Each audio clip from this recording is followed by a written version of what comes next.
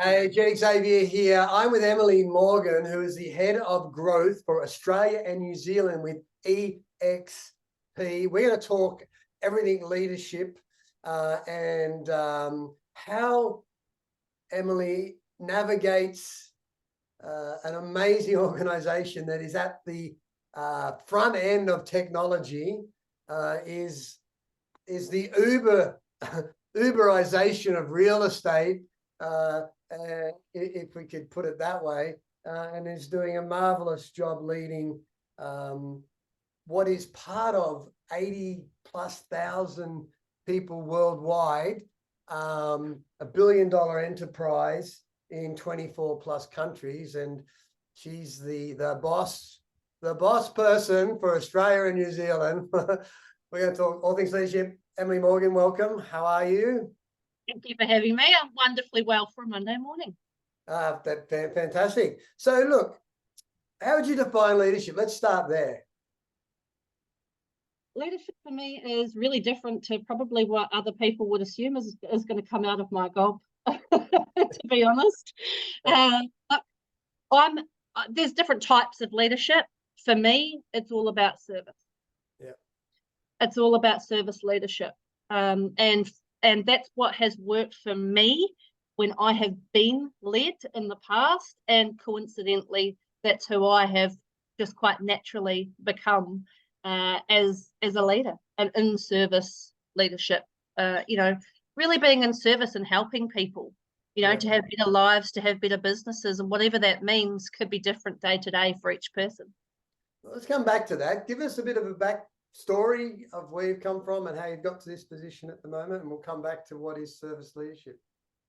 I was actually reminded, funnily enough, I was talking to somebody the other day who we're trying to bring into EXP at the moment, and he reminded me that about 15 years ago, when I was about 21 years old, a new agent at Ray White was where I started my wonderful career. And after the first training day that I had with him, he said I bowled on up to him in my usual style, and I told him that I quite fancied his role and that I was going to do that one day. Yeah, right. And that was a bit of a moment. So looking back, I really I wanted to have a big family. And so for me, I knew that going into real estate was one of the only ways that I would be able to achieve freedom, and be able to raise my children. So that's what really, I guess, drew me into real estate in the first instance. It wasn't the flashy cars. It wasn't, the nice suits or anything like that. It was really about having some freedom and having a business. And a bit of your background about your career and other roles that you've had, and 15 years. What brought you to EXP? What was the pathway? How did you land here? Look, I came over to, look, I'm a bit of a fish out of the bowl sort of a person, Jet. So I made a very bold decision 11 years ago to pack up my family and my suitcase and move from New Zealand, where I had been doing real estate, across to Melbourne, Australia. No, I had never been here before, but make a decision. If it's not the right one, you've got the opportunity to make another, right? Yeah, love that. So in the space of coming across to Australia, because I was bored and I wanted more. I wanted more opportunity. I wanted more for myself. I wanted more for the kids. And what an opportunity it was to come across the ditch, and thanks for having us. Firstly, but yeah, it's been a really wonderful ride. But one of the things that I sort of discovered in that last 11 years is that there are different ways of doing real estate. I haven't always been popular for my decisions and navigating those different sort of styles and understanding them. But again, I've always thought it's got to be a better way of potentially doing this. And EXP really did fit that style of what I was looking for. In what way? What drew you to the model? It was the freedom. It was the independence. The fact that I felt that I was really, really actually in business for myself. including ownership of my own database. That was huge to me. That was one of the massive pulls. Being able to, have my own home office and not have to actually go to an office unless I wanted to. That was a major card. Again, comes back to that freedom. And lastly, I'm saying to you that it was about the money and the splits. So wasn't that funny? People think that it's always about money. It's not, is it? And the culture was just second to none. And I looked at some of that, and I looked at some of the Glassdoor reviews and things that they had, and I thought, there's got to be something in this if all these people are choosing this. And for me, it was not choosing EXP, it was choosing myself. Yeah, I love that. And how's the growth going in Australia? Got to be really honest. Any new company that starts up is going to take a little while. They're not necessarily going to hit the ground running. That's just me being upfront. We're now we're approaching 250 agents in Australia now. And when I took over, in terms of growth, it was around 83. So, we have been going for about 4 years now. But I believe that there's that tipping point, if you will. And I feel like we're kind of at that tipping point at the moment where we're no longer a secret. Yeah, no longer a secret. Take me back to the service leadership, and where did you learn that? Where did you pick that up? When did that become part of your leadership style? Was it something you always did or were aware of, or was it something you learned along the way? No, I think that it's something that I have appreciated in any terms of leaders in the past, whether it has been teachers, sports instructors, parents, or anybody in that sort of space. It's something that I have appreciated as I've been, continuing to grow and inside of my career and personally as well. And so certainly as I grew into this space, it was something that I really wanted to watch. Personally, I really wanted to make sure that I remained in helping. I remained in servicing, because as a leader, you're not supposed to be at the front.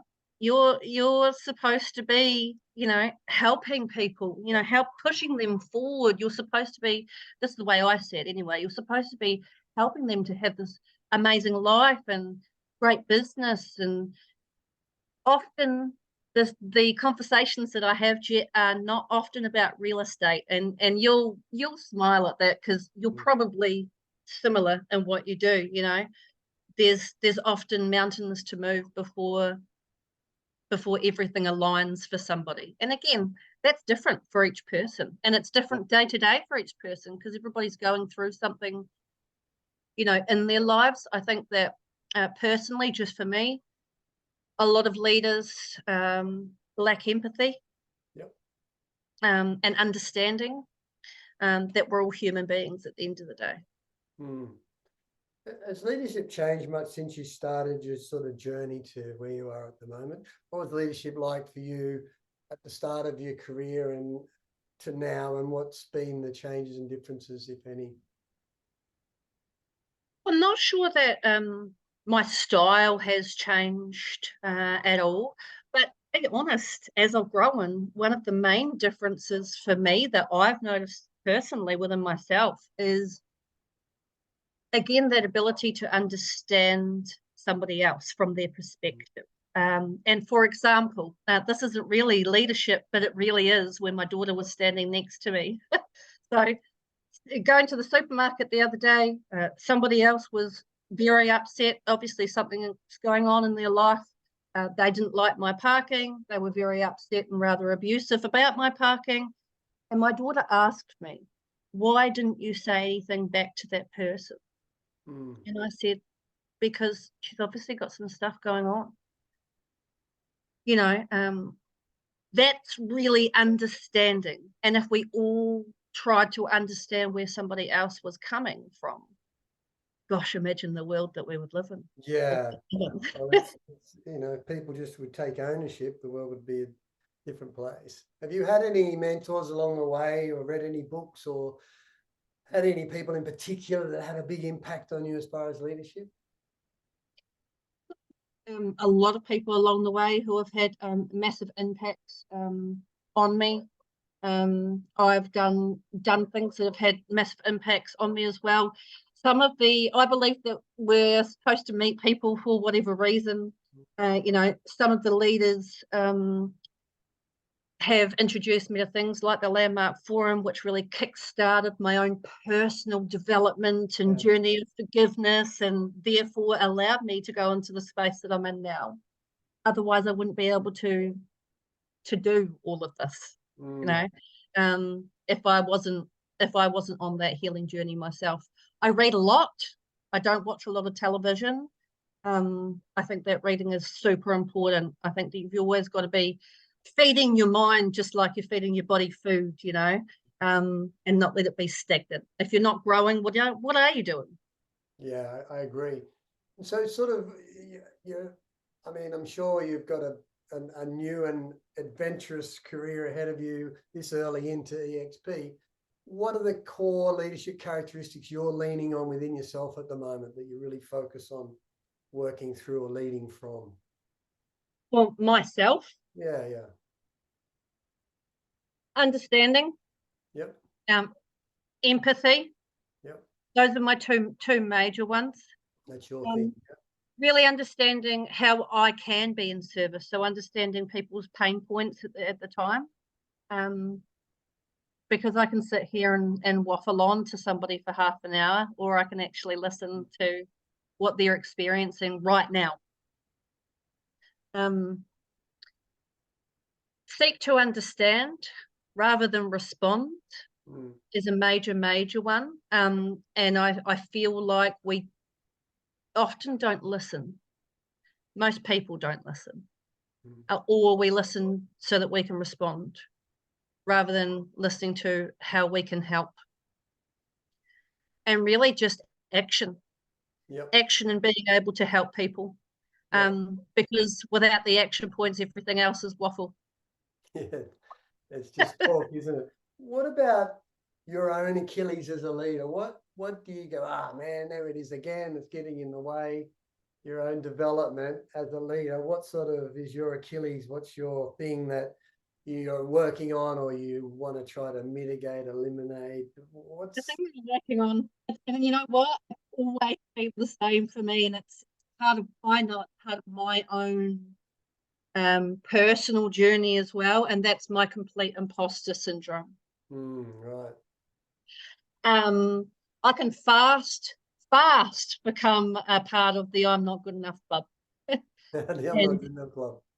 And have to catch myself, and as amazing people that are in your space would say, switch from that shitty talkback FM and switch that radio station to a different frequency. Have to take myself out and go for a walk down the beach for 20 minutes. Because again, we're all human beings, and we all have those moments, right? Yeah. And who am I to sit here in this seat? Yes, I've worked really hard for it for 15 years, but I often ask myself that. And so we can always do that to ourselves. And actually, I talked to somebody else about this last week, and they said exactly the same thing. And I said to them, and they were so surprised, I said, I feel like this all the time.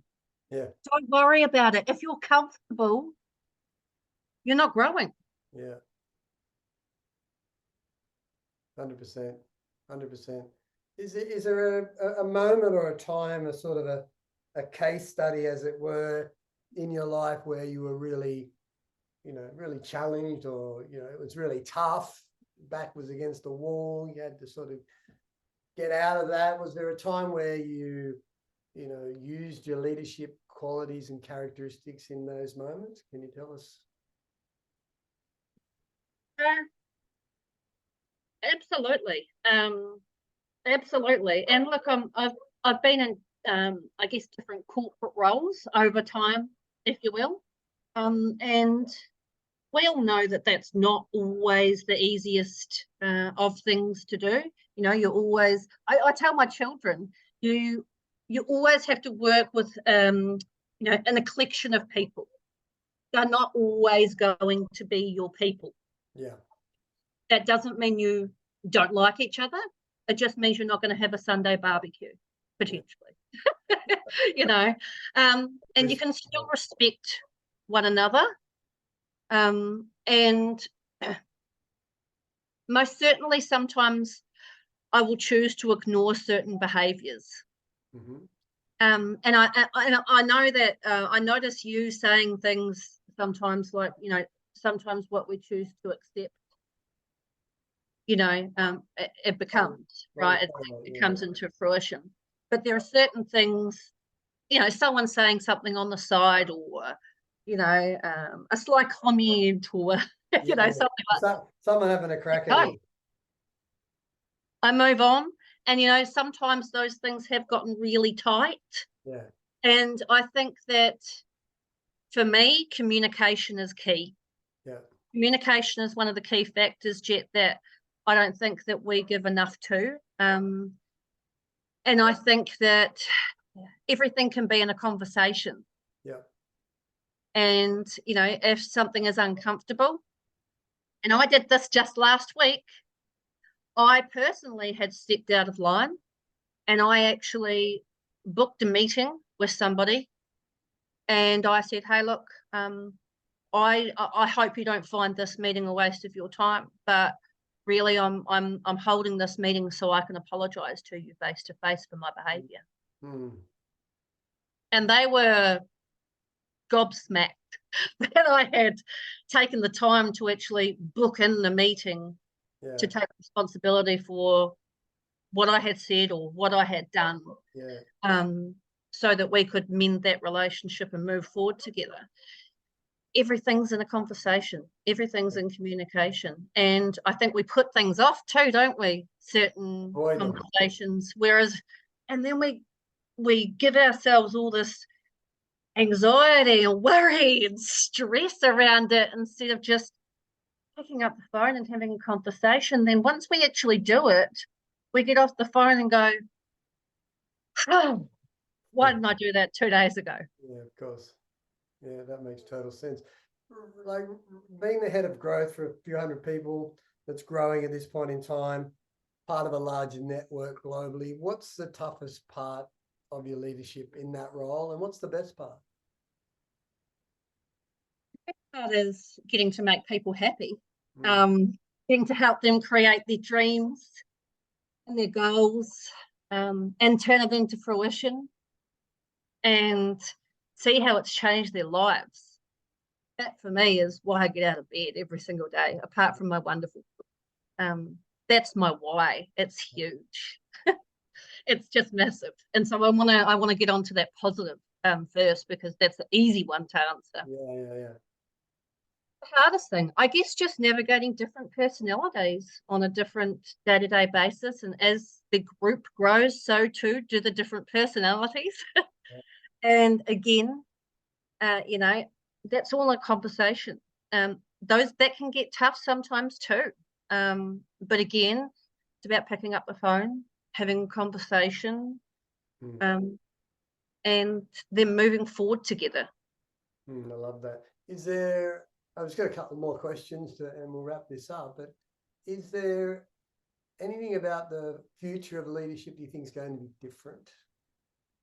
Sorry, can you say that last part again? Is there anything that you think about the future of leadership that's going to be different? Will leadership look different in the future, or will it be the same as it is now? Well, I think you should always be growing and learning. And I have the benefit of, and I know I'm biased, but I have the benefit of being surrounded by people that I think are some of the most wonderful, wonderful leaders. And so I think that my leadership will change and grow and expand, and so it should. What I hope more so, though, is that the leadership across the industry changes and expands and grows. Because I think that every single person, not the right, I won't say the right, but, you know, to experience having wonderful leadership can change lives. It really, really can. It can be the make or break of feeling like you're home, of feeling that sense of belonging, and feeling that sense of belonging and being somewhere is not having to change or alter who you are as a human being in order to fit in. And that's how I want people to feel here. This is a collaboration of people coming together. You know, I certainly don't see myself as the boss. I see myself as everybody's business partner, and together we grow. Yeah. As a woman in leadership, do you think it's harder than being a man in leadership? And what would you say to the women out there who aspire to be great leaders, coming from your position? I actually think it's incredibly important because it hasn't always been the norm. Yep. And I feel like I have huge, huge shoes to fill. I feel like I have a huge point to prove. Yeah. And I feel like all of the future women leaders, such as my daughter, are watching. And I need to help them to understand they can do this. Yeah, yeah. You know, they absolutely can do this. And I actually think it I think it's a key point of difference, if I'm really honest. Because when you look across the industry, there isn't a huge amount of well, there is, and it's actually growing, but there's still not a huge amount of leadership that are women, and I'd love to continue to see that grow because, you know, I think that both male and females put different sort of energies into those spaces, and I think that both of those sort of different energies work really well in business together. Yeah, no, I love it. But one last question. If you had to define leadership in one word or sum it up in one word, what would you say? Oh, leadership. Is that a word? Leadership in one word. I'd still have to go with service. Yeah, I love that. I love that. I'd still have to go with service because if you serve everything that I'm about and everything that I think that leadership is still comes back to service. Yeah, love and that. help. Love that. Emily Morgan, you are a superstar and a juggernaut in this industry, and I think you've only just started, even after 15 years. I think there's I have only just started. plenty of awesome stuff to happen. I just want to say thank you. Very Thank you grateful for having me. Appreciate it. the time to be on here, and I'm sure that's going to empower a lot of people that are aspiring to be leaders or who already are leaders. If people are looking to connect with you, where can they find you? Oh, they can find me everywhere, but if they can Google, obviously, EXP Realty Australia. Look, my phone number is 0406 114 494, and emily.morgan@expaustralia.com.au is my email. Feel free to reach out.